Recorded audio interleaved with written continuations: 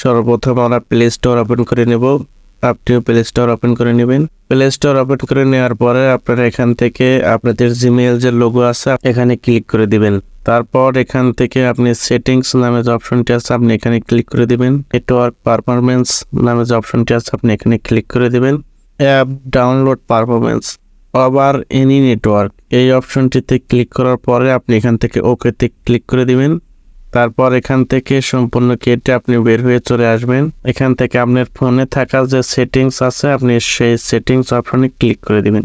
সেটিংসে আসার পরে আপনি এখান থেকে অ্যাপস নামে যে অপশনটি আছে আপনি এখানে ক্লিক করে দিবেন। আপনি দেখতেই পাচ্ছেন এখান থেকে অ্যাপস আছে, এই সেটিংসে আপনি ক্লিক করে দিতে পারেন অথবা আপনি এখান থেকে সার্চ করতে পারেন। আমি এখানে ক্লিক করে দিলাম। আমি অ্যাপসে ক্লিক করলাম। তারপর এখান থেকে ম্যানেজ অ্যাপস আপনি এখানে ক্লিক করবেন।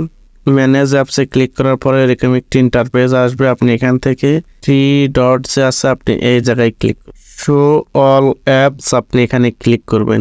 তারপর আবার আপনি এখান থেকে 3 ডট এখানে ক্লিক করবেন। আপনি এখান থেকে আবারও 3 ডটস আছে এখানে ক্লিক করবেন।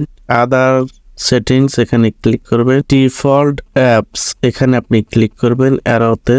এখান থেকে দেখাচ্ছে না যেহেতু রিসেট টু এখানে আপনি ক্লিক করে রিসেট করে দিবেন। ওখানে যাওয়ার পরে আপনি রিসেট করে দিবেন, যেহেতু দেখাচ্ছে না আপনার ওখানে দেখাতে পারে আপনি রিসেট করে দিবেন। তারপর ব্যাক করে আপনি এখানে সার্চ করবেন। এখানে সার্চ করবেন গুগল প্লে স্টোর। আমি লিখে দিলাম গুগল প্লে স্টোর। আপনি দেখতে পাচ্ছেন নিচের এই অপশনে কিন্তু গুগল প্লে স্টোর আছে। আমি এখানে ক্লিক করে দিলাম।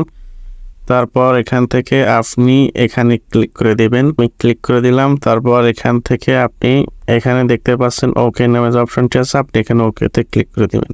তারপর আপনি এখান থেকে স্টোরেজ নামে যে অপশনটি আছে আপনি এখানে ক্লিক করে দিবেন। তারপর এখান থেকে আপনি ক্লিয়ার ডাটা যে নিচে অপশন দেখা যাচ্ছে আপনি এখানে ক্লিক করে দিবেন। ক্লিয়ার অল ডাটা এখানে ক্লিক করে দিবেন। ক্লিয়ার কেস আপনি এখানে ক্লিক করে দিবেন। তারপর এখান থেকে ওকে করে দিবেন। এখান থেকে আমরা ব্যাক করব। তারপর এরকম একটি ইন্টারফেস আসবে। এই অপশনটি দেখা যাচ্ছে অ্যাপ অ্যাক্টিভিটি ইজ আনইউজড, আপনাদের রেস্ট্রিক্টেড ডাটা ইউজেস এরকম থাকতে পারে। আপনারা ওখানে ক্লিক করে ওকে করে দিবেন। তো আমি এটাকে অন করে দিলাম। তারপর এখান থেকে আনইনস্টল আপডেটস আপনি এখানে ক্লিক করবেন। আমি এখানে ক্লিক করলাম। তারপর এখান থেকে আপনি ওকে যে অপশনটি আছে আপনি এখানে ক্লিক করে দিবেন। তারপর আমরা এখান থেকে ব্যাক করব। এরকম একটি ইন্টারফেস আসবে। তারপর এখান থেকে আমরা লিখব গুগল প্লে সার্ভিস। আপনারা দেখতেই পাচ্ছেন এখান থেকে গুগল প্লে সার্ভিস এখানে চলে আসছে। আমি এখানে ক্লিক করে দিলাম। গুগল প্লে সার্ভিসে আসার পর এখান থেকে আপনি স্টোরেজ এখানে ক্লিক করবেন। তারপর এখান থেকে আপনি নিচের দিকে দেখতে পাবেন ক্লিয়ার ডাটা আপনি এখানে ক্লিক করবেন। ক্লিয়ার ক্রেস এখানে ক্লিক করে দেবেন। ওকে ক্লিক করে দিবেন।